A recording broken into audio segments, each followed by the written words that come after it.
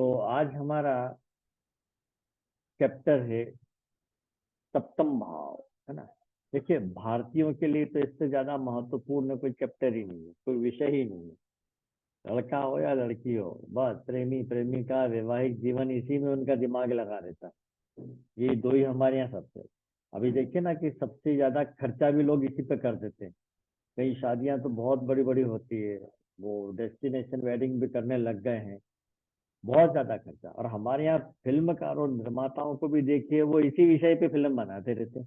Hero heroine का प्रेम होना, मिलन होना, बीच में विलेन, यही सब चलता है। क्रिएटिविटी तो होती नहीं।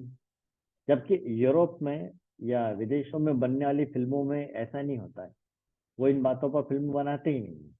कोई छोटा सा टारगेट उठाएंगे, वो लिया और फिनिश, है ना। उनके लिए ये इतना महत्वपूर्ण नहीं होता है। हमारे यहाँ होता है। हमारे यहाँ वंश वृद्धि उस चक्कर में लेते हैं, खानदान वृद्धि, यही सब चलता रहता है ना। तो हमारे यहाँ के जो युवा लोग हैं, उसमें आप मानिए कि टोटल जनसंख्या का केवल 20% क्रिएटिव माइंड होता है। आप सोचिए ना, मोबाइल हमने नहीं बनाया, लैपटॉप हमने नहीं बनाया, एलसीडी हमारे यहाँ नहीं बना। क्यों नहीं बना? फाइटर प्लेन हमारे यहाँ नहीं बनते। वो फ्रांस में, चाइना में, जापान में, अमेरिका में बन रहे। क्यों बन रहे? हमारे यहाँ के युवाओं का दिमाग क्रिएटिव ही नहीं है। ये बात है। तो सप्तम भाव केवल जो है प्रेमी प्रेमिका या जीवन साथी को ही सूचित नहीं करता है, बल्कि पार्टनरशिप को, साइड बिजनेस को, है ना, गुम हुई चीजों को, चोर का भाव भी है, और रसोइये का भाव भी है, विदेश में कमाया गया धन भी बोलते हैं। साड़ी के जो व्यापारी है, रिकॉर्डिंग स्टूडियो के जो मालिक हैं, फिल्म डिस्ट्रीब्यूटर हैं, और द्वितीय संतान का भाव भी सप्तम भाव है। अब प्रथम संतान पांचवा, द्वितीय संतान सातवां, तो तृतीय संतान के लिए नवम भाव देखा जाता है। अब यदि सातवें भाव का उपनक्षत्र स्वामी 2, 7, 11 में से किसी एक का भी सूचक हो, है ना, तो हम कहेंगे विवाह होगा। ठीक। लेकिन अगर ये 2, 5, 7, 11 में से एक भी भाव नहीं है, अन्य भाव है, 3 है, 5 है, 9 है, तो भी विवाह होगा। लेकिन 1, 4, 6, 10, 12 हो तो फिर वैवाहिक जीवन होता ही नहीं है, और हो गया तो स्थायी नहीं रहता। तो 1, 4, 6, 10 का है, या 1, 6, 10 का भी सूचक निकल जाए, सप्तम भाव के उपनक्षत्र स्वामी का नक्षत्र स्वामी, है ना, तो वैवाहिक जीवन में तकलीफ आती है। अकेला 12वां भाव सूचक बने तो वैवाहिक जीवन में समस्या हम नहीं बोलेंगे, देरी हो सकती है। अब पूरे दुनिया में कृष्णमूर्ति पद्धति में विवाह के लिए 7, 2, 11 भावों को महत्व दिया गया। 7, 2, 11। केपी में हम 2, 7, 11 भी बोल लेते हैं, लेकिन जब हम केबी की बात करते हैं तो वहाँ 7, 2, 11 बोला जाता है, कि 7 का 2, 11 से संबंध, क्योंकि वहाँ 2, 7, 11 का संबंध कुछ और रिजल्ट देता है। लेकिन मेरा अनुभव ये बोलता है कि दूसरा भाव न लेते हुए हमें पंचम भाव लेना चाहिए। तो विवाह के भाव हो जाते हैं 7, 5 और 11, है ना। क्योंकि देखिए, दूसरा भाव तो परिवार वृद्धि का है, विवाह होने के बाद परिवार में वृद्धि होगी ना, अभी कहाँ हुआ है। लेकिन पंचम भाव क्यों लेंगे? वो विवाह के समय होने वाले उत्सव का भाव है, प्रेम का भाव है, खुशियों का भाव है ना। और सप्तम का लाभ स्थान भी है। तो विवाह के लिए आप हमेशा 7, 5, 11 के सिग्निफिकेट लीजिए। ठीक। अब अब जीवन साथी किस दिशा से होगा, ये भी कई बार पूछते हैं, किस दिशा में उसका घर होगा। इस मामले में वैदिक ज्योतिष के नियम ज्यादा सही पाए गए हैं। देखिए, अगर सप्तम भाव में 1, 5, 9 ये राशि पाई जाए, तो जन्म स्थान से पूर्व दिशा की ओर विवाह का रिश्ता तय होगा, या जीवन साथी का जन्म उस दिशा में हुआ होगा। 1, 5, 9। अब इसमें एक एक नंबर बढ़ा दीजिए, 2, 6, 10, तो दक्षिण दिशा में विवाह होगा। फिर एक एक नंबर बढ़ा दीजिए, 3, 7, 11 हो गया, तो जन्म स्थान से पश्चिम दिशा की ओर विवाह होगा। फिर इनमें एक एक नंबर और बढ़ा दीजिए, तो 4, 8, 12 हो गया। तो जन्म स्थान से उत्तर दिशा की ओर विवाह का रिश्ता तय होगा, ऐसा हम बोलेंगे। लेकिन अगर सप्तम भाव में कोई ग्रह आ जाए तो फिर हमें ग्रह की दिशा बताना पड़ती है ना, ग्रह की दिशा। अगर सप्तम भाव में सूर्य या शुक्र हो तो आप कहिए जन्म स्थान से पूर्व दिशा की ओर। चंद्र या शनि हो तो जन्म स्थान से पश्चिम दिशा की ओर। मंगल या राहु या केतु हो तो दक्षिण दिशा बताएंगे। बुध या गुरु हो तो उत्तर दिशा बताएंगे। लेकिन सप्तम में एक से अधिक ग्रह आ जाए तो फिर आप कंफ्यूज हो जाएंगे, तब क्या करें? तब जो ग्रह सातवें भाव का है ना बली सिग्निफिकेटर बने, ए ग्रेड का बनता हो, ए ग्रेड में ना हो तो बी ग्रेड में देखेंगे, है ना, ऐसे सी ग्रेड तक देखेंगे, तो हम उस ग्रह की दिशा बताएंगे। ये भी बात है। फिर पूछते हैं कितनी दूरी में रिश्ता तय होगा। अब देखिए, अब तो सीमाओं का बंधन नहीं रहा, विदेशों तक जाके विवाह होते हैं, परंतु वैदिक ज्योतिष के अनुसार सप्तम भाव में यदि 2, 5, 8 या 11 में से कोई एक राशि पड़ी हो तो आपके जन्म स्थान से 100 किलोमीटर के अंदर अंदर विवाह तय होगा। यदि 1, 4, 7, 10 यानी चर राशि पड़ी हो सप्तम भाव में तो 200 किलोमीटर के अंदर रिश्ता तय होगा।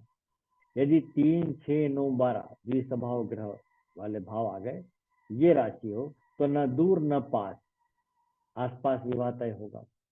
सप्तमेश यदि शुभ ग्रह होता है, चंद्र शुक्र गुरु हो, और लग्नेश लग्नेश लग्न से चौथे भाव तक कहीं भी हो, है ना, तो विवाह अपने ही नगर में हो जाता है, अपने ही शहर में।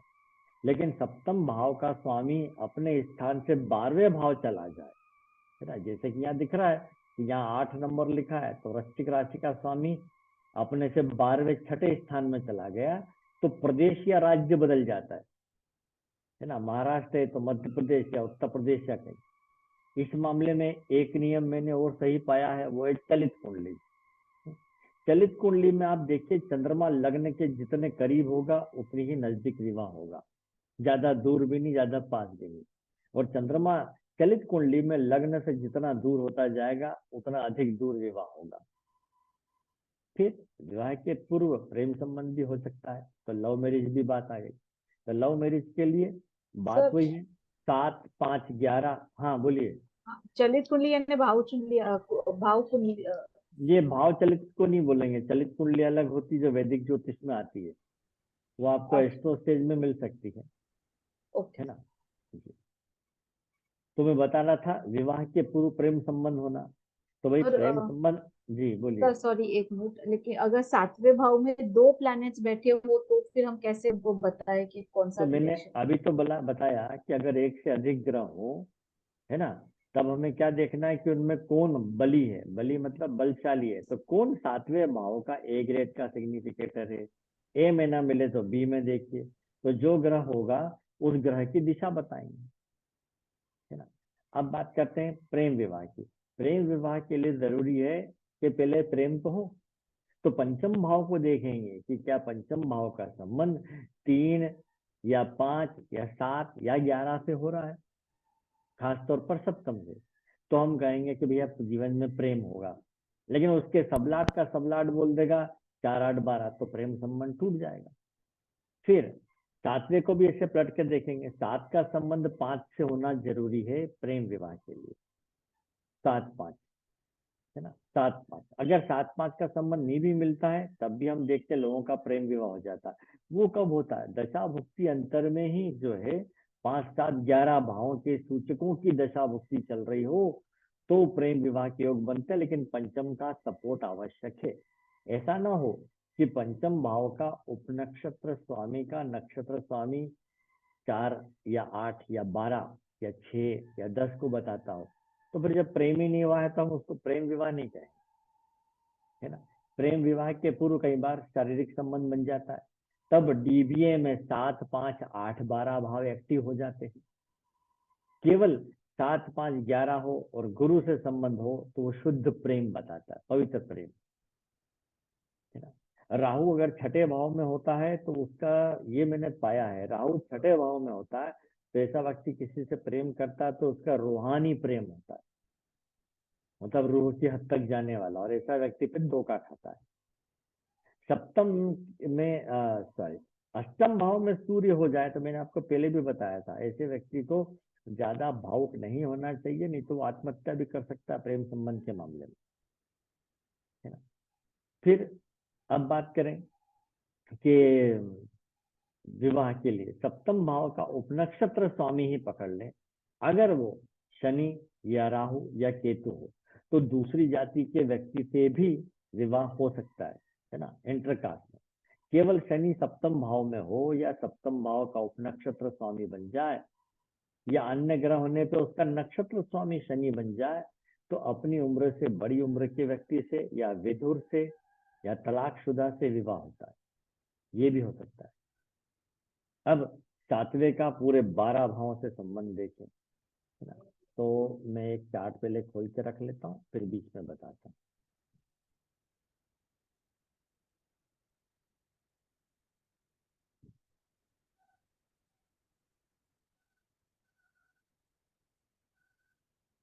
इस लड़की की पत्रिका में देख के रख लेते हैं।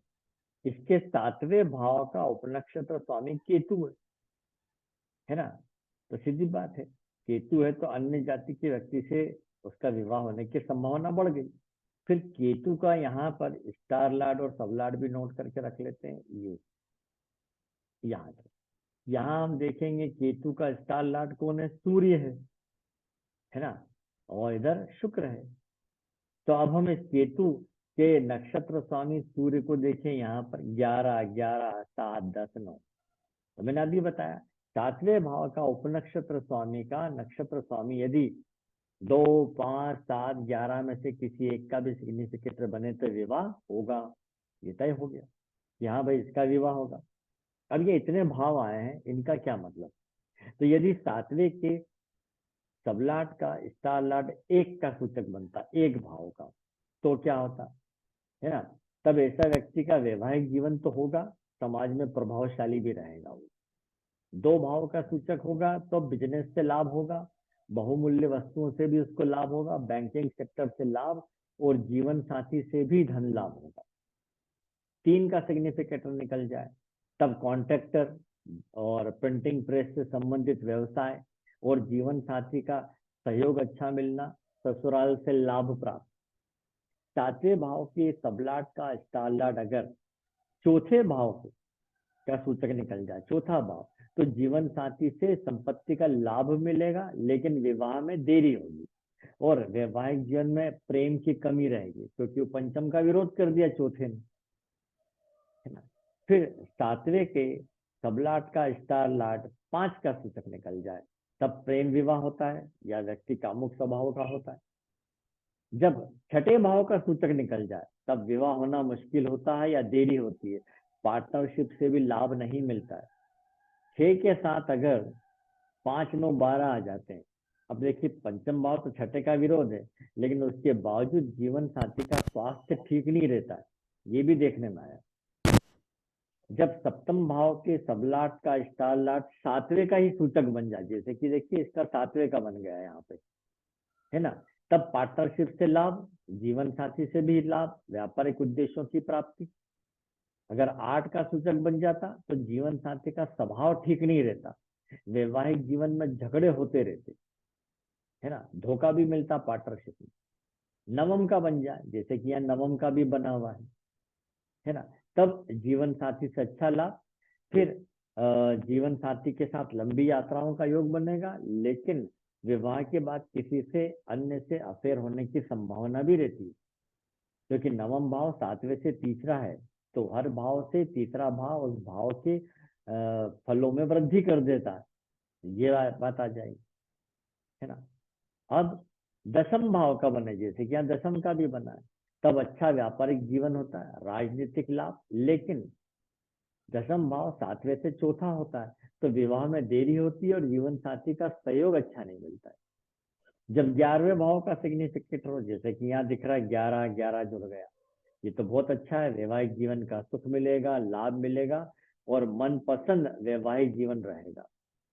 लेकिन जब 12वें भाव का सूचक बन जाता तो विवाह में देरी होना, बार बार विवाह की बात चल के छूट जाना, जीवन साथी से अलगाव भी हो सकता है, जीवन साथी के स्वास्थ्य पे खर्चा भी बहुत हो सकता है। जी फिर जीवन साथी का रोजगार, कई बार ये पूछते हैं कि भाई जो है वर्किंग वुमन मिलेगी या नहीं मिलेगी। तो 7वां भाव जीवन साथी का होता है, तो 7वें से 10वां, जैसे आपका अपना कर्म भाव 10वां है, तो जीवन साथी का कर्म भाव क्या होगा, 7वें से 10वां अर्थात चौथा भाव। ये अगर चौथे भाव के सबलाट का स्टार लाट, जैसे कि यहाँ देख लेते हैं चौथे भाव का सबलाट कौन है, शनि, तो शनि को नोट करके रख लेते हैं। ये शनि का स्टार लाट मंगल है। तो सातवें भाव चौथे भाव का जो स्टार लाट का सबलाट का स्टार लाट है, अगर वो 2 6 10 11 या 4 6 या 2 6 11 या 10 11 में से किसी एक का सिग्निफिकेटर बने, तो आपका जो होने वाला पार्टनर है विवाह के समय वो किसी जॉब में लगा होगा, नहीं तो जॉब करेगा ही सही, ऐसा हम कहेंगे। लेकिन अगर चौथे भाव का उपनक्षत्र स्वामी का नक्षत्र स्वामी 8 12 को बता दे, तब जीवन साथी बेरोजगार होगा। फिर पूछते हैं दहेज मिलेगा कि नहीं मिलेगा, तो दहेज का भाव होता है अष्टम, क्योंकि वो जीवन साथी के भाव से दूसरा है, अर्थात उसका धन, हमारा बैंक बैलेंस का धन है द्वितीय भाव, तो जीवन साथी सप्तम है, तो उसका द्वितीय भाव क्या पड़ा, अष्टम भाव। तो 8वां भाव जो है 7वें से दूसरा, तो 8वें भाव के सबलाट का स्टार लाट। अब जैसे यहाँ पर देखें हम 8वें भाव का यहाँ पर कौन है, केतु ही है, केतु है। अब केतु को यहाँ देखें, उसका स्टार लाट कौन है, सूर्य है। सूर्य क्या बताता है, 11 7 10। तो अगर 8वें भाव का उपनक्षत्र स्वामी का नक्षत्र स्वामी 2 6 या 11 में से किसी एक का भी सूचक हो, तो विवाह के समय अच्छा दहेज मिलेगा। लड़की होगी तो भी हम कहेंगे कि उसको अच्छा सामान मिलेगा, है ना, सुख सुविधाओं वाला सामान मिलेगा, परिवार से आर्थिक सहयोग मिलेगा। फिर पूछते हैं भाई दहेज किस रूप में होगा। देखिए हाई लेवल पर तो प्रॉपर्टी तक गिफ्ट की जाती है, कारें भी गिफ्ट होती है, बाइक भी होती है। तो अगर 8वें भाव का उपनक्षत्र स्वामी गुरु या बुध हो, तो नगद या शेयर या डिवेंचर। शुक्र चंद्र हो तो ज्वेलरी या इलेक्ट्रॉनिक आइटम, है ना, लग्जरीज आइटम शुक्र होने पे। शनि या मंगल हो तो स्थायी संपत्ति, जमीन जायदाद। राहु केतु हो तो राहु तो इलेक्ट्रिक सामान का कारक है, केतु के बारे में कहेंगे कि विविध प्रकार का सामान, सब प्रकार का मिक्स आ गया। ये हुआ। अब आगे चलते हैं, तो दूसरा सूर्य चार्ट। चंद्र। सूर्य चंद्र, हाँ सूर्य है तो देखिए अधिकार प्रिय वाली बात हो गई। तो सूर्य चंद्र के भी हो तब भी हम कहेंगे अच्छा सामान, अच्छा क्वालिटी वाला सामान कहेंगे, फिर वो कुछ भी हो सकता है। अब दूसरा लेते हैं।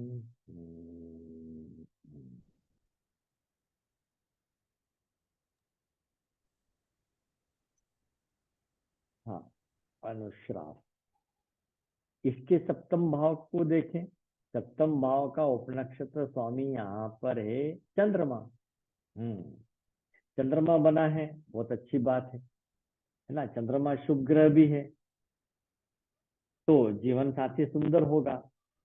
फिर उसके अब सबलाट और स्टारलाट को भी देख लेते हैं। चंद्रमा का स्टारलाट गुरु है, ये भी अच्छा है, उसका जीवन साथी रंग साफ होगा, है ना, स्वस्थ होगा।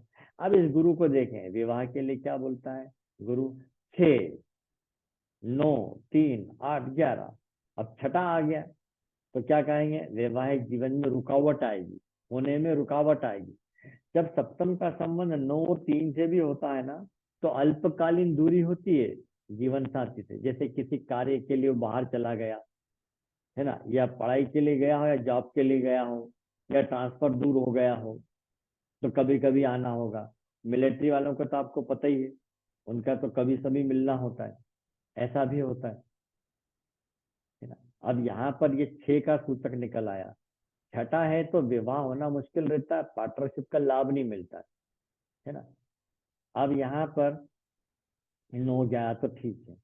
अब आगे बढ़ते हैं, सर इसमें 9 भी दिया हुआ है, 9। 9 3 का आपने क्या कहा, अल्प। अल्पकालीन दूरी, विवाह के तुरंत बाद अल्पकालीन दूरी बनती है, थोड़े समय के लिए दूरी होते रहना, जैसे घर छोड़ के भी चली गई जीवन साथी, ये भी होता है, या पढ़ाई के लिए कहीं बाहर जाना पड़ा, सर्विस के लिए बाहर जाना पड़ा। नवम भाव जुड़ा, जीवन साथी के साथ लंबी यात्राओं के योग बनेंगे। तीसरा भाव जुड़ा है तो जीवन साथी का सहयोग भी मिलेगा, ससुराल से लाभ भी मिलेगा। आठवां भाव जुड़ा है तो जीवन साथी से झगड़े भी मिलेंगे और उसका स्वभाव भी क्रोधी हो सकता है। 11वां जुड़ा है तो वैवाहिक जीवन का सुख भी मिलेगा। मतलब ये सुख दुख वाली पत्रिका हो गई, कभी धूप कभी छाव वैवाहिक जीवन के मामले में। अब विवाह जल्दी होगा या देरी से, तो ये नियम मैंने खुद ढूंढा है कि ये ए और बी ग्रेड में देख लीजिए। 7 नंबर आया, यहाँ पे नहीं आया, इधर बी ग्रेड में 7 आया, नहीं आया। हमें केवल केतु तक देखना है, इनमें नहीं मिला, इसका मतलब विवाह देरी से होगा। सी ग्रेड में भी जाएं तो भी मुश्किल है, सीधे डी ग्रेड में मिल रहा है, तो इसका विवाह देरी से होगा, ये हम कहेंगे। फिर पूछते हैं कि भाई जीवन साथी का परिवार कैसा होगा, है ना, लोग कैसे होंगे। तो जीवन साथी का परिवार, जैसे हमारे परिवार का भाव दूसरा, तो जीवन साथी का भाव सप्तम है, तो उससे दूसरा क्या हुआ, अष्टम भाव। तो अष्टम भाव जो है उसके परिवार को बताएगा। तो कैसे पता लगाएं, केवल सबलाट उठाइए। 8वें भाव का सबलाट कौन है, चंद्रमा। अगर ये शुभ शुभ ग्रह निकले तो वहां परिवार के लोग अच्छे होंगे, ऐसा आप कहेंगे, है ना। और गुरु होगा तो परिवार बड़ा होगा, बुध चंद्र हो तो भी बड़ा होगा। यदि शनि राहु केतु हो तो परिवार छोटा होगा और रूढ़िवादी लोग ज्यादा रहेंगे, पुराने लोग, पुराने विचारधारा के लोग। फिर कई बार पूछते हैं क्या जीवन साथी के परिवार से भविष्य में तकलीफ होगी, तब 8वें भाव का उपनक्षत्र स्वामी का नक्षत्र स्वामी यहाँ पर देख लेते हैं। इनके 8वें भाव का चंद्रमा ही है। चंद्रमा के स्टार लाट को देखें, चंद्रमा का स्टार लाट गुरु है। गुरु क्या बताता है, 6 9 3 8 11। तो 8वें भाव का उपलक्ष्य स्वामी यदि 6 8 12 का सूचक निकले या 6 8 का भी निकले तो ससुराल पक्ष से कष्ट होगा। ऐसा तो किन लोगों से कष्ट होगा, ननन से होगा, देवर से होगा, है ना, सास से होगा, ससुर से होगा, ये सब लोग पूछते रहते हैं इस टाइप का भी। तो जो ग्रह जो है 6 8 12 के सूचक बनते जाए ना, उन लोगों से संबंधित व्यक्ति से कष्ट होगा, ऐसा बोल सकते हैं। जैसे कि यहाँ शनि है, शनि 6 8 को बता रहा है।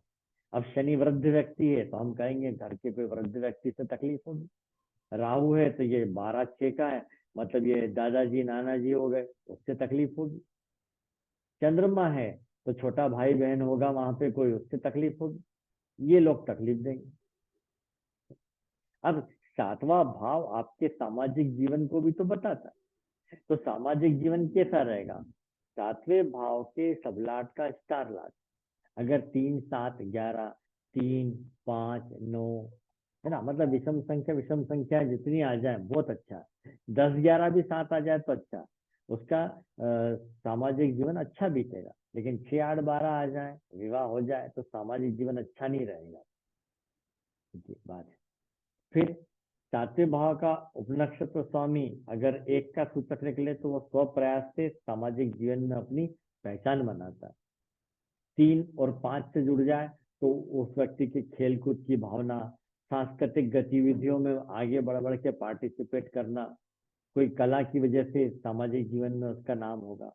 5 और 9 जुड़ जाए तो शिक्षा के द्वारा या धार्मिक कार्य के द्वारा उसके समाज से अच्छा संबंध बनेंगे। 9 10 या 10 11 जुड़ जाए तो राजनीतिक रूप से व्यक्ति प्रसिद्ध होगा, तो समाज में पहचान बनेगी।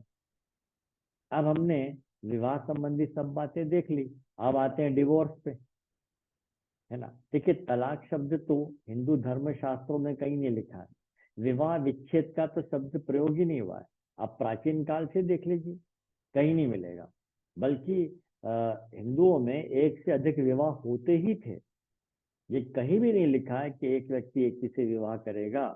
ये देश आजाद होते समय ये नियम बनवाया गया कि अन्य जाति के लोग 4 4 विवाह कर सकते हैं, लेकिन हिंदू एक ही करेगा, लिखो, ताकि आपकी संख्या कम रहे। ये षड्यंत्र के रूप में आया, नहीं तो देख लीजिए राजा महाराजा की क्या बात करें, जमींदार ले लीजिए या और कोई छोटे वो मोटे घर घराने देख लीजिए, भाई पाल सकते थे, रख सकते थे तो रखते थे, मान लीजिए एक से विवाह किया और उससे संतान नहीं हो रही तो दो भी किया, वंश वृद्धि के लिए विवाह किया जाता है। मेन बात ये है। यानी आपके द्वारा पैदा की गई संतान अवैध न कहलाए इसलिए विवाह किया जाता है, समाज को बनाए रखने के लिए विवाह किया जाता है। तो ये यहाँ पर तलाक शब्द आता ही नहीं। अब उल्टा हो गया, पति का कहीं संबंध हो जाए तो पत्नी नाराज हो जाए, अरे ऐसा क्यों वैसा क्यों। अरे भाई अब कौन समझाए कि दूसरी जाति के लोग अपनी संख्या बढ़ा रहे हैं, आपका क्या होगा, वही आप पे राज करेंगे, तब आप क्या करेंगे। ये दिमाग में विचार नहीं आता है ना। अब तो अब देश काल परिस्थितियां बदल चुकी हैं। अब 10 में से 2 केस तो मेरे पास डिवोर्स के आते हैं। कारण क्या है, एक तो स्वयं माता पिता विवाह का महत्व नहीं समझाते हैं संतानों को। बेटी को तकलीफ हो रही है, माँ डिस्टर्बेंस करेगी, डिस्टर्ब करेगी। किसी भी लड़की की माता का अगर ससुराल पक्ष में दखल रहेगा तो उसका वैवाहिक जीवन खराब हो जाएगा। विवाह के बाद चाहिए कि माता को अपने बिटिया से या बेटे से कम बात करे। जो जब घर पे हो तब तो बिल्कुल ना करे, और वो शिकायत करे तो उसको समझाएं कि जीवन है, कि सास ने कुछ बोल दिया, अब माता वो हो गई आपकी, है ना। उस घर में जाने पे तो आपको उसका साथ देना ही पड़ेगा। तो तलाक के क्या भाव होते हैं विवाह के, तुमने देख लिया 7, 5, 11, है ना। वो तलाक के भाव होते हैं 7, 6, 10 या 7, 6, 10, 12। ये जब डीबीए में आएंगे तो इन भावों के संयुक्त दशा भुक्ति अंतर में डिवोर्स होगा। तो 7 भी आना चाहिए। 7 तो भाई तलाक किससे ले रहे हैं आप, उसको तो अच्छा, सामने रखना ही पड़ेगा। तो 7, 6, 10, हाँ, 11। 7, 6, 10 या 12, 7, 6, 10, हाँ, 12 या 7, 6, 10। जब 7, 6, 10 के साथ 5 नो भी आ जाए दशा भुक्ति अंतर में, तो तलाक की बात चल रही हो तो कोर्ट के बाहर राजी मर्जी से भी तलाक हो जाता है। क्योंकि मैंने देखा है 7, 6, 8, 12, 7, 6, 8, 12 आ जाए तो डिवोर्स मिलना मुश्किल हो जाता है ना, मामला पीड़ादायी हो जाता है। अब तलाक के कई कारण हो सकते हैं, जीवन साथी पे ध्यान न देना, या जीवन साथी का बहुत महत्वाकांक्षी होना, कि भाई शादी के बाद तो मुझे यहाँ घुमाने ले जाते हैं, वहां नहीं ले जाते। अरे भाई अब इसका संघर्ष का समय है। 40 वर्ष की आयु तक पुरुष का जो संघर्ष चलता रहता है, पुरुष को पुरुष बनने में 40 वर्ष की आयु लग जाती है। स्वयं का मकान घर बनाएगा, टाइम लगेगा। फिर ज्यादातर की ये इच्छा होती है लड़कियों की कि हाँ मेरे को आपके माँ बाप के साथ ही रहना तकलीफ हो रही है, क्योंकि उसकी माता ने उसको सिखाया ही नहीं है कि बेटा पढ़े लिखे के अलावा कुछ हाउस वाइफ की कुछ दूसरे काम भी होते हैं जो उसको आना चाहिए, है ना। अब आज आप भले उसका विरोध कर दें, लेकिन भैया परंपरा तो ये कहती है कि कुछ कार्य पुरुषों के लिए फिक्स है तो कुछ महिलाओं के लिए फिक्स है। ये उसको सिखाना ही पड़ेगा आपको। आज होता ही है कि एमए पास लड़की है और 27, 28 साल की हो गई, चाय बनाना नहीं आता, तो कैसे काम चलेगा। ये बात है। तो इसका भी ध्यान रखना जरूरी है। आज सभी माता पिता अपने कन्याओं को भी जॉब वर्क में डालना चाहते हैं। अब यहाँ गड़बड़ हो जाती है, जब वो घर से बाहर गई है, काम कर रही है वर्किंग प्लेस पर, उसकी दशा बुक के अंतर में 7, 9, 10 एक्टिव हो जाएंगे तो उसका कार्यस्थल पर किसी के साथ अवैध संबंध भी बन सकता है ना। ये प्रॉब्लम भी हो सकती है। ये ध्यान नहीं देते तो फिर क्या होगा, संबंध टूट जाएगा, प्रथम विवाह जीवन टूट जाएगा। ज्यादातर अभी तलाक के मामले बढ़ने का कारण यही है। फिर दूसरा होता है वजह, जीवन साथी का खराब व्यवहार, मारपीट करना, शक की स्वभाव। चौथे भाव में अगर पुरुष की पत्रिका में हो तो ऐसा पुरुष अपनी पत्नी पत्नी पर जो है शक रखता ही रखता है। या कोई तीसरे व्यक्ति का बीच में आ जाना। या अगला कारण हो सकता है मेडिकल प्रॉब्लम, नपुंसकता, ठंडापन। इसके लिए कई बार लड़कियां बताती नहीं, लेकिन अगर ये होता है तो ये उसका अधिकार है कि वो तलाक ले सकती है इस ग्राउंड पे। कई बार पति समलैंगिक निकल जाता है, ये भी होने लग गया आजकल। माँ बाप के कहने पे जबरदस्ती कर तो ली, लेकिन अब अभी ऐसे ही केस आया था मेरे पास। लड़की की शादी करी, बारात यहाँ से बस स्टेशन पहुंची, रेलवे स्टेशन, लड़के ने वही लड़की के हाथ जोड़ लिए कि बस अब आप घर जाओ, मैं अपने घर जा रहा हूँ। क्योंकि माँ बाप चाहते थे कैसे भी करके शादी करना, मैंने उनके कहने पे कर ली, लेकिन मुझे आप पे कोई इंटरेस्ट नहीं है। ये हो गया। तो सब ने बहुत समझाया करा, वो मानने को तैयार नहीं। अंत में राज खुला कि वो जो है समलैंगिक था, होमोसेक्सुअल था। तो फिर डिवोर्स होना तय है। फिर कई बार झगड़ा होता है, बात तलाक तक पहुंच जाती है, फिर राजी मर्जी हो जाती है। लेकिन अगर आपकी पत्नी ने या आपके पति ने आप पे कोई आरोप लगा दिया हो बड़ा, तब बताइए प्रेम कहाँ बचा? वो तो गया। अब केवल आपको निभाना है, ये बात है। सो ये तो पता चलता है क्या चार्ट में पता चलता ना, समलैंगिक या बिल्कुल। ऐसा कुछ? हाँ, वो भी होता है। उसके भी नियम पर ढूंढ सकते हैं। हालांकि अपने पास क्या है, ऐसे लोगों की पत्रिका नहीं है ना। लेकिन बताएगा नियम सर कौन क्या होते हैं कि उसके? वो सातवें भाव का संबंध जब शनि से होता है, शनि शुक्र आ जाए, तब शनि ये बुध? बात बनती है। शनि शुक्र, अच्छा, शुक्र। ये बुध नहीं देखने क्या में। सर? बुध भी बुध ऐसा नहीं। कहा जाता है कि हाँ, कहा जाता है कि मैंने अभी तक यही देखा है। मेरी एक किताब आई है अभी, स्त्री पुरुष संबंध। मैंने क्लास ली थी ज्योतिष और काम विज्ञान पे, वैदिक ज्योतिष पे। उसमें इस बारे में भी दिया हुआ है, और एक वाइफ स्वैपिंग पे भी लिखा है मैंने। अब सातवें भाव का उपनक्षत्र स्वामी अगर 6-12 का सूचक हो, 2-7-11 के साथ, तब मान के चलिए जीवन साथी में स्वयं दोष होगा, वो वैवाहिक जीवन में रुचि नहीं लेता है। 4 का भी सूचक निकल जाए तो प्रेम की कमी रहेगी, माता अधिक हस्तक्षेप करेगी। 10 का सूचक निकल जाए, 2-7-11 के साथ 10 भी आ जाए, कहने को 10-11 अच्छे हैं, लेकिन 10वां आ जाता है तो ईगो प्रॉब्लम पैदा हो जाती है। फिर सातवें भाव का उपलक्षित स्वामी जो है, बाधक मारक से संबंधित ना हो, किंतु 4-6-10-12 या 4-6-10 का भी सूचक हो, और साथ में द्विसभाव ग्रह बुध आ जाए, तब तलाक और पुनर्विवाह होता है।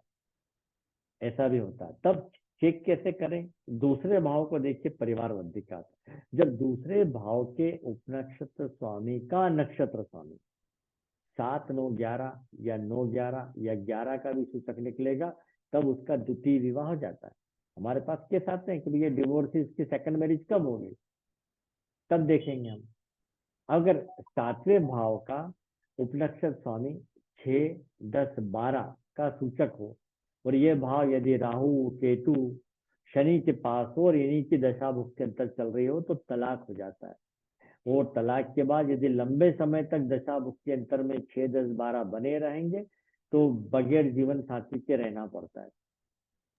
तो किसी की भी व्यक्ति की अगर 6-10-12 भावों से संबंधित ग्रहों की डीबीए चल रही हो, तो उसको विवाह करने की सलाह न देवें, टूट जाएगा। सर 10 क्यों ले रहे हैं हम? 11 का दसवां निगेट कर रहा है इसमें। दसवां सातवें का नेगेटिव है ना, सातवें से चौथा है। तो अच्छा। किसी भी भाव से गिनने पर 4-8-12 तो नेगेटिव होगा। ये भी होता है। पांचवें भाव का उपनक्षत्र स्वामी अगर 4-6-8-12 या 6-8-12 से जुड़ जाता है, तो प्रेम संबंध भी टूट जाता है। 4-12 से जुड़ जाता है तो व्यक्ति स्वयं संबंध तोड़ता है। 6-12 से जुड़ता है तो सामने वाला संबंध तोड़ता है ना। अब कोर्ट केस के मामले में भी सातवां भाव देखते हैं, वो विरोधी को सूचित करता है कि कोर्ट केस में जीत होगी या नहीं। तो इस मामले में हॉरोरी एस्ट्रोलॉजी ज्यादा मददगार साबित होगी आपके, कोर्ट केस की जीत का क्वेश्चन आ जाए तो, है ना। तो प्रश्न कुंडली पे जब हम आएंगे तब बात करेंगे, है ना। अब उसके नियम जरूर देख लें कि प्रश्न कुंडली में यदि सातवें भाव का सबलाट का स्टार लाट 2-3-6-10-11 में से किसी का भी जो है सूचक निकल जाए, खासतौर पर 6-10-11 का या 6-11 का, तो कोर्ट केस में जीत होगी। लेकिन सातवें भाव का उपनक्षत्र स्वामी 5-8-9-12 को बताए तो कोर्ट केस में हार हो जाती है, 5-8-12 खासतौर पर। अब तलाक का केस बहुत लंबे समय तक चल रहा है, तो आगे क्या करें? होता ना कई बार, अरे तलाक नहीं हो पा रहा है, क्या प्रॉब्लम है? तो प्रश्न चार्ट में देखिए, तीसरे भाव का उपनक्षत्र स्वामी का नक्षत्र स्वामी यदि 5-8-12 को सूचित कर रहा है, तो तीसरा भाव आपके वकील का है, फौरन उसको बदल दीजिए। नवम भाव का उपनक्षत्र स्वामी, है ना, जो सातवें के लिए तीसरा, वो उसका वकील है। तो नवम भाव का उपनक्षत्र स्वामी का नक्षत्र स्वामी 2-6-10-11 या 6-10 का भी सिग्निफिकेटर निकले, तो विरोधी पक्ष के वकील से बात कीजिए, वो साथ देगा आपस में मिलके। 10-11 के साथ यदि 2, 3, 6, 10, 11 आए तो फैसला अपने पक्ष में होगा, लेकिन 10, 11 के साथ 5, 8, 9, 12 आ जाए तो फैसला विरोधी के पक्ष में होगा। और 10वें भाव का उपनक्षत्र स्वामी ऐसे में बुध या गुरु हो तो कोर्ट केस एक कोर्ट से दूसरे कोर्ट में भी जाता है कि यहाँ नहीं बात बनी, है ना। तो फिर अपन कहते हैं ना हाई कोर्ट में या सुप्रीम कोर्ट में, हाई कोर्ट में अपन वो अपील करेंगे, वहां भी नहीं होता तो सुप्रीम कोर्ट जाता। लेकिन सुप्रीम कोर्ट में ऐसे विवाह के केस नहीं जाते हैं, बहुत बड़े लेवल के जाते हैं। फिर बात करते हैं कि क्या, चलो भाई तलाक का मामला चल रहा है, क्या समझौता होगा, आपसी सहयोग से राजी मर्जी से डिवोर्स होगा। तो यदि 7वें भाव का उपनक्ष स्वामी प्रश्न कुंडली में अपने नक्षत्र स्वामी द्वारा 3, 5, 9, 11, देखिए आप जानते हैं 3, 9 कॉन्ट्रैक्ट के भाव है, 5वां प्रेम का भाव है। तो 3, 5, 9, 11 आ जाए या 3, 5, 11 भी आ जाए तो कोर्ट के बाहर आपसी सहमति से समझौता हो जाता है। तो 7वां भाव विरोधी का हुआ, 7वां भाव आपके जीवन साथी का हुआ, तीसरा भाव आपके वकील का है, 9वां भाव विरोधी के वकील का है, तो 10वां भाव जज साहब का है। अब 7वां भाव चोर को भी बताता है, तो प्रश्न कुंडली के मामले में पूछा जाता है हमसे कई बार, और चोर कौन हो सकता है ऐसा। तो जैसे एक ऐसे ही हम हॉररी चार्ट बना लेते हैं, कोई सा भी एक रैंडम नंबर ले लिया और ओके कर दिया, यस।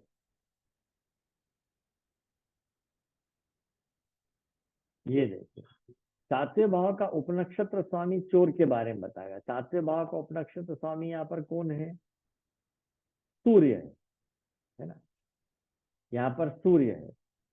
अब इस सूर्य को देखिए का आप, गुरु है। 7वें भाव का, हाँ, सप्तम भाव हाँ का हाँ गुरु है। सॉरी जुपिटर है, जुपिटर को ऊपर हमें देखना है, ये यहाँ, है ना, ये जुपिटर है। जुपिटर का स्टार लॉर्ड कौन है, शुक्र है ना।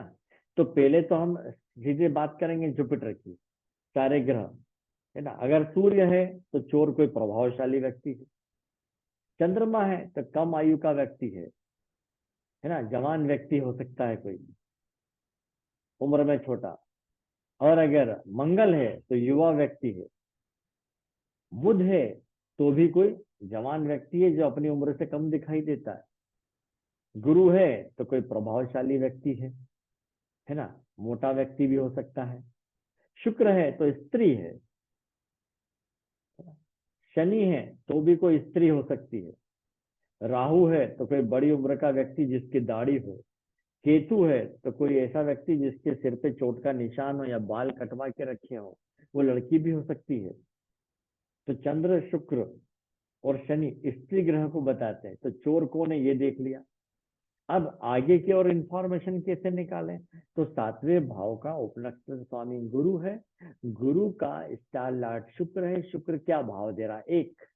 तो जब 7वें भाव का सबलाट का स्टार लॉर्ड 1 को बताए, इसका मतलब आप चोर को पहचानते हैं, मतलब वो आपके जान पहचान का व्यक्ति है, ऐसा बोलेंगे। 2 का सूचक हो तो परिवार के कोई सदस्य, 3 है तो तीसरा भाव काय को बताता है, छोटे भाई बहन को या पड़ोसी को, 4 हो तो माता या माता समान व्यक्ति, ऐसा नहीं कि माताएं नहीं चोरी करती, वो भी हो जाता है। 5 का हो तो संतान या स्टूडेंट या प्रेमी या प्रेमिका, 6 हो तो अधीनस्थ कर्मचारी, आपके घर का नौकर या मामा, 7 हो तो आपका पार्टनर या जीवन साथी, 8 भाव हो तो ससुराल का कोई व्यक्ति, 9वां भाव हो तो पिता हो सकता है या गुरु हो सकता है या अज्ञात व्यक्ति। अब देख लेंगे कि भाई मौके पे कौन कौन मौजूद था, ऐसा पता लगाएंगे। 10वां भाव सूचक बन के आए तो कोई सरकारी सर्विस वाला व्यक्ति या राजनीतिक व्यक्ति या बिजनेसमैन। 11वां हो तो मित्र हो सकता है, बड़े भाई या बड़ी बहन हो सकती है। और 12वां हो तो आपका शत्रु है कोई, और वो अज्ञात भी हो सकता है। फिर 7वें भाव के उपनक्षत्र स्वामी प्रश्न चार्ट में बुध या गुरु बनता है, तो हम कह सकते हैं कि चोरी में एक से ज्यादा लोगों का हाथ है, ये भी होगा। अब चोरी गई वस्तु मिलेगी कि नहीं, ये भी आता है। तो अगर लग्न का उपनक्षत्र स्वामी और 11वें भाव का उपनक्षत्र स्वामी, खास तौर पर 11वें का ले लीजिए। अगर वो 2, 6, 11 का सूचक निकल जाए तो चोरी गई वस्तु या धन की पुनः प्राप्ति हो जाएगी। फिर ये भी देखें कि चोरी गई वस्तु है क्या, नगद धन है क्या आभूषण है। अगर दूसरे भाव का उपनक्षत्र स्वामी 2, 6, 11 का सूचक है तो चोरी गए आभूषण आपको वापस मिल जाएंगे, ये भी ध्यान रखें। और अगर वो ऐसा नहीं है तो फिर मिलना मुश्किल है। डीबीए में भी अगर 5, 8, 12 हो और आप चोर को पहचान भी गए हो लेकिन 5, 8, 12 आया तो आपको मिलना मुश्किल है। ठीक। अब विवाह के समय आप जन्म पत्री मिलान करते हैं, है ना, और कर भी देना चाहिए। हालांकि केपी में जन्म पत्री मिलान का कोई मतलब नहीं माना गया, पर मिला लें। हमने देखा है कि 36 में 36 गुण मिल जाए तो वैवाहिक टूट जाता है, और केवल 6 गुण मिल जाए तो वैवाहिक जीवन टिक जाता है। कारण सीधा है, 7वें भाव के उपनक्षत्र स्वामी का स्टार लड़ी यदि 5, 11, 9, 5, 11, 3, 5, 11 दे रहा है और सबलाट का सबलाट भी अच्छा है, भावों को दे रहा है, तो विवाह टूटेगा ही नहीं, है ना। फिर भी हमारे पास में पत्रिका मिलान के लिए आते हैं तो मना न करें, मिलान करें।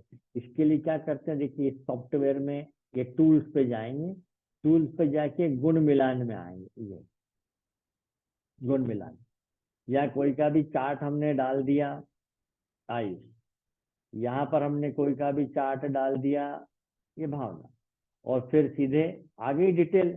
मतलब चार्ट आपको पहले फीड करके रखना है इस सॉफ्टवेयर में, पहले फिट कर लेंगे, फिर यहाँ जाके उनके नाम ढूंढ के हम कर देंगे। ओके, फिर ये व्यू लिखा है, व्यू, इस व्यू पे क्लिक करिए।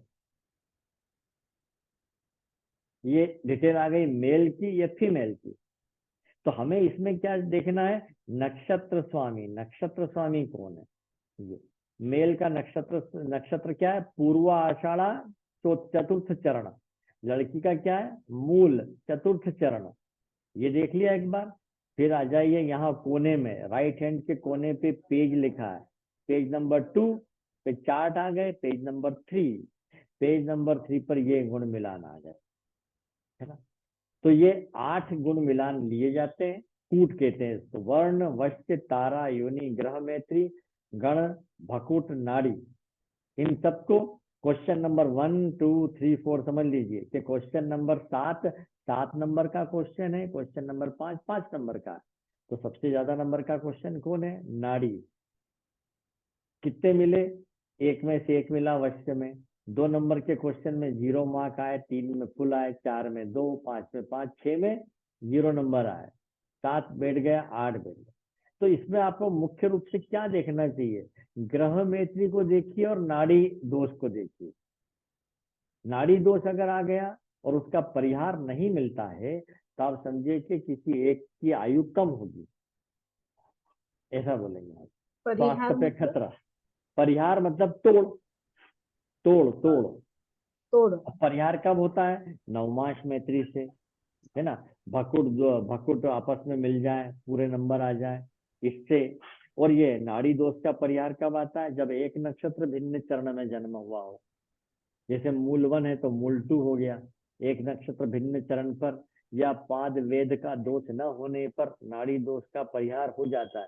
ये वैदिक ज्योतिष का फंडा पूरा का पूरा, है हाँ ना। सर, वो नहीं समझा अभी आप जो बोले। वो उधर आता है पूरा। अच्छा, तो मिलान मतलब आसान काम नहीं है, ऐसा सब देखना पड़ता है। मेरे पास आता है तो पहले, अब बच्चे लोग खुद ही मिलान कर लेते हैं, अब उनको क्या मालूम। उनने कह दिया कि भैया ये 36 में 26 गुण मिल रहे हैं, हाँ 72% हो गया, कर दो विवाह। तो तो 18 गुण मिनिमम मिल कितने गए, परसेंटेज होते हैं, ऐसे मिनिमम कितने आने चाहिए? 18 गुण मिलते हैं तो विवाह के लिए हाँ करते हैं। लेकिन मैंने क्या बोला आपको, ग्रह मैत्री और नाड़ी दोष नहीं आना चाहिए, है ना, ये सर दो नाड़ी दोष। दोष में आपने बोला किसी एक की जल्दी मृत्यु हो जाती है। हाँ, एक की स्वास्थ्य पे खतरा हो सकता है, लंबे समय तक बीमारी पड़ा रहे व्यक्ति तो कोई काम का ही नहीं, सर या नाड़ी मृत्यु का दोष खतरा। मतलब क्या? नाड़ी दोष सीधे सीधे अब हम्म। देखिए इसकी डिटेल में जाएंगे तो फिर मध्य नाड़ी, अंत्य नाड़ी, बहुत सारे मतलब वैदिक ज्योतिष में काफी डिटेल है। और हमारा केपी तुरंत बता देता है कि भैया 7वें का संबंध, सबलाट का स्टार लाट, 2, 5, 7, 11 दे रहा, बढ़िया। परंतु आगे सबलाट का सबलाट बोलता 6, 8, 12, मतलब आगे वैवाहिक जीवन चलेगा ही नहीं, वो वहीं बता देता है तोड़। लेकिन सब हमें तो, सब हाँ सबलाट को ही अपन स्टार लाट मतलब देखते हैं ना, स्टार लाट के हाँ बाद सर, सबलाट आगे भी देखिए देखते सर, हैं ना। हाँ आगे वो देखिए वाला, सर इनका।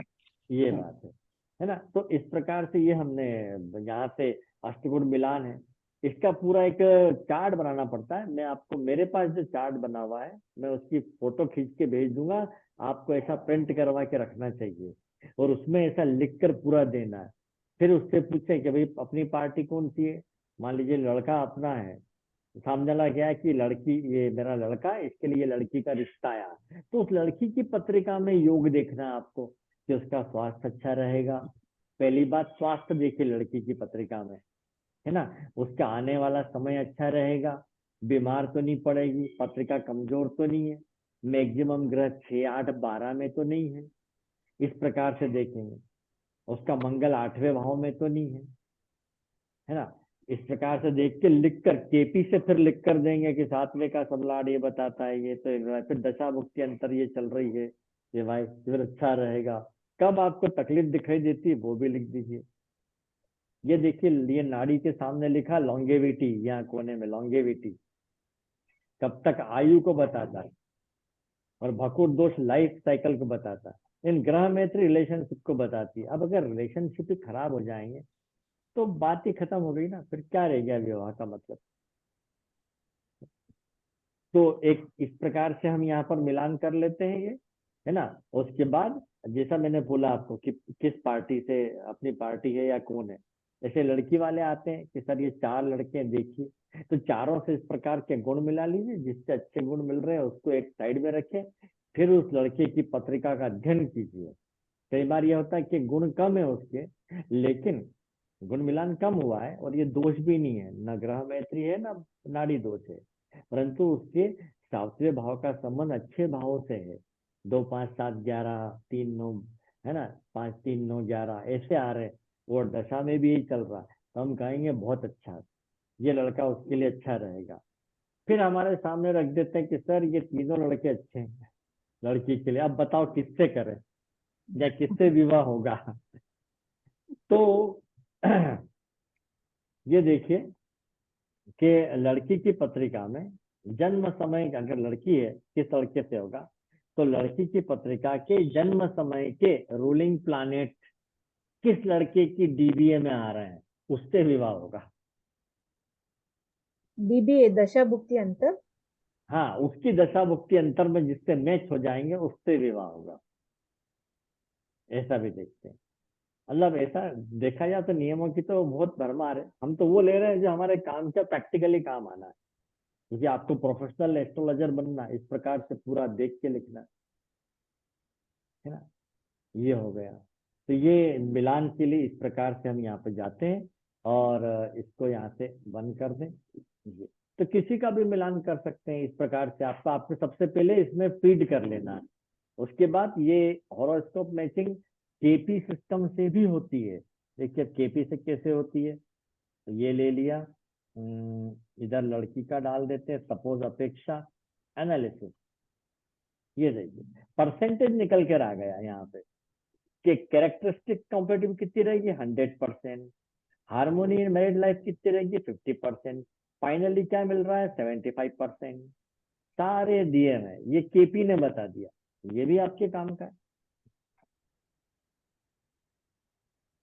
है ना।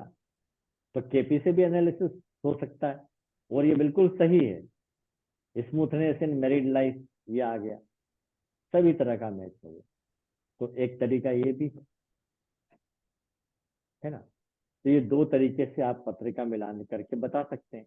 तो लड़के की पत्रिका में क्या देखें, अगर कोई लड़की वाला आता है, सर ये लड़का चलिए फाइनल कर लिया, तो सबसे पहले उसके लग्न को देखें, लग्न का संबंध 5, 8, 12 है, 6, 8, 12 से तो नहीं है, वो नहीं होना चाहिए। फिर उसके धन कमाने की क्षमता, तो आने वाला समय जो है कि दशा भुक्ति अंतर में चेक कर लीजिए कि भाई ये जो सिग्निफिकेटर बन रहे हैं, ये सिग्निफिकेटर क्या अच्छे आ रहे हैं या कहीं 5, 8, 12 तो नहीं दिख रहा है।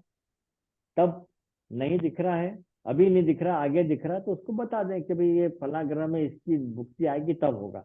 देखिए उतार चढ़ाव सबको चलता है, कईयों का तो बीच में अच्छा वाला जॉब छूट जाता है और फिर लगता है फिर आगे तरक्की कर लेते हैं। कोई नीचे धीरे धीरे तरक्की करता हुआ ऊपर तक आता है, तो कोई ऊपर से सीधे डाउन भी हो जाता है।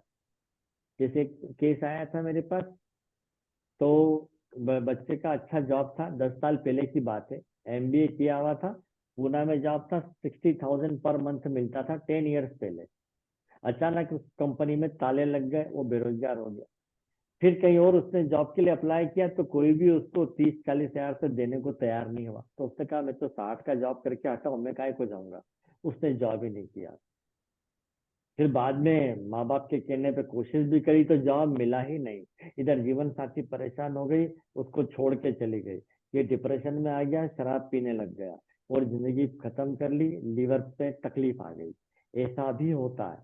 तो आने वाली डीबीए में अगर 6-8-12 6-8-12 बहुत दिख रहा है तो तकलीफदायक है। सर ये कि जैसे आने वाली दशाएं देखते हैं तो ज्यादातर हम अंतरा को ही ज्यादा प्रेफरेंस देंगे ना, क्योंकि पहले तो दशा और फिर अंतरा महादशा तो सपोर्ट कर बहुत देती बड़ी है। होती है। हाँ, अंतरा जो है ना फिर सपोर्ट कर देती है उसको। जैसे अगर महादशा पॉजिटिव है, अंतरदशा नेगेटिव है, तो फिर कैसे हम लेंगे, हाँ सपोर्ट नहीं देखिए, कर। दशा स्वामी मेन है, दशा स्वामी का सिर पे हाथ अच्छा है, और अगर अंतरा स्वामी खराब भाव ले आया, तो जब तक वो खराब भाव की अंतरा स्वामी भुक्ति स्वामी चल रही है वो खराब ही रहेगा। जैसे अच्छा आएगा अच्छा होगा। अब मान लीजिए दशा स्वामी अच्छा है, अंतरा भुक्ति स्वामी अच्छा है, लेकिन अंतरा स्वामी खराब आ गया। अंतरा स्वामी थोड़े समय के लिए रहता है, तो वो तकलीफ देके निकल जाएगा। परंतु दशा स्वामी खुद ही खराब है और भुक्ति स्वामी अच्छा आ गया, तो चूंकि दशा स्वामी का सिर पे हाथ कमजोर है, तो ये अच्छी भुक्ति पे बहुत अच्छा प्रभाव नहीं देगी। तो दशा सबसे बलवान होती है, उससे कम भुक्ति, उससे कम पत्यंतर अंतर तक जाके देख सकते हैं, है ना। अब मैं क्या बता रहा था, दिमाग से उतर गया। हाँ, इसकी दशा देखें, है ना। अब मैं आपको एक चीज बताऊं, ये आप नाड़ी टेबल भी देख सकते हैं, ये भी केपी का ही रूप है। इसमें आप अगर आपके पास सॉफ्टवेयर है, इसका भी फायदा उठाएं। सीधे यहाँ जाएं, ये लिखा है मैरिड, क्लिक करें। अब जितने रेड कलर दिखाई दे रहा है वो नेगेटिव है वैवाहिक जीवन के लिए, आप देख सकते हैं 1-6-10 नेगेटिव होता है। और जितने ग्रीन कलर है वो पॉजिटिव है, और ब्लू कलर सपोर्टर है। तो दशा का एक ही चल रही है, यहाँ पर नजर डालें। दशा चल रही केतु की, कब तक है वो, 30 मई 2024 तक। तो केतु क्या बता रहा है वैवाहिक जीवन के मामले में, 1-10-10। अच्छा रहेगा क्या, नहीं रहेगा। तो चलिए भुक्ति को पकड़े। भुक्ति स्वामी किसकी चल रही है, बुध की। बुध क्या बोल रहा है, क्या देखिए, 10-10-1-10। और अब हम अपना दिमाग लगाएं तो 8-12 भी आ गया, और ये 5-8-12 भी आ गया। तो वैवाहिक जीवन में तनाव बना रहेगा, तत्काल घोषणा कर सकते हैं। तो ये भी उसी से बनते हैं, है ना। ये बनेगा भाव चलित के आधार पर ये। तो कृष्णमूर्ति जी ने, या आप किसी और सुरेश साहनी जी की बुक पढ़ेंगे तो पहले आपको ये चार्ट मिलेगा। उसके बाद वो जो हम देखते हैं कि सबलाट का स्टार लाट क्या सिग्निफिकेटर दे रहा है, ABCD ग्रेड, ये सूचकों का महत्व अधिक है। ए सबसे बलवान, फिर बी, फिर सी, फिर डी, है ना। यहाँ पर देख सकते हैं ए और बी ग्रेड में सप्तम आया आया, कहेंगे विवाह होगा, है ना। 5 नंबर आया है क्या, 5 नंबर दिख रहा है, नहीं दिख रहा है, इसकी संतान नहीं है आज तक, ये भी बात है ना। और इसी संतान नहीं है तो जरा इधर आके नाड़ी की टेबल में भी संतान के लिए अपन डाल लेते हैं। चाइल्ड बर्थ का लिखा ये रहा, देखिए अब आप बताइए कितने रेड आ गए। दशा चल रही केतु की, आ गया 1-4-8-10। भुक्ति स्वामी केतु की दशा यहीं तक है, फिर आ जाएगा शुक्र। शुक्र में फिर देखिए 6-1-12-1-4, लेकिन 2-5-11 भी है। अब यहाँ 8 नहीं है, तो मेडिकल की सहायता से संतान होने की संभावना है। लेकिन वो संतान जीवित रहेगी क्या, जैसे ये मंगल आ जाए कभी सामने, देखिए मंगल के परिवार में मंगल का स्टार लाट सब लाट राहु, 1-4-8-10-12, संतान जीवित नहीं रहेगी, अगर हो भी गई तो खराब चीज है। यहाँ से भी आप पता लगा सकते हैं, है ना। तो जो भी अपना सॉफ्टवेयर है उसका इस प्रकार से आप फायदा उठाएं, बढ़िया है। सर वो आप सिखाएंगे नाडी एस्ट्रोलॉजी कैसे देखना है? वो नाड़ी एस्ट्रोलॉजी की क्लास अलग होती है, अच्छा। वो उसमें फिर हम इसकी केपी की बात ही नहीं करते, हम उसी की बात करते हैं। तो वो भी मैंने क्लास ली है, वो भी अपन कर सकते हैं, 15 दिन की क्लास वो भी रख सकते हैं। उसमें भी प्रश्न कुंडली के मामले में बढ़िया रिजल्ट आते हैं। मेरी जो होरोरी एस्ट्रोलॉजी की बुक है उसमें मैक्सिमम नाड़ी ज्योतिष पर ही केस दिए हुए हैं, है ना। इसमें तो हम प्रश्न कुंडली इसी पे लगाएंगे। तो चलिए कल और क्लास ले लेते हैं, फिर 10 तारीख को धनतेरस है, तो धनतेरस से भाई दूज के दिन तक के अपन छुट्टी रख लेंगे, है ना। क्लास तो अपनी पूरी 30 होगी, लेकिन ये अभी त्योहार आ गया है, बिजी रहेंगे सब लोग शाम को, तो कल और क्लास ले लेते हैं, फिर छुट्टी रख लेते हैं 10 से लेके 15 भाई दूज है तब तक। ठीक है, तो कल मिलते हैं अष्टम भाव पर। ओके।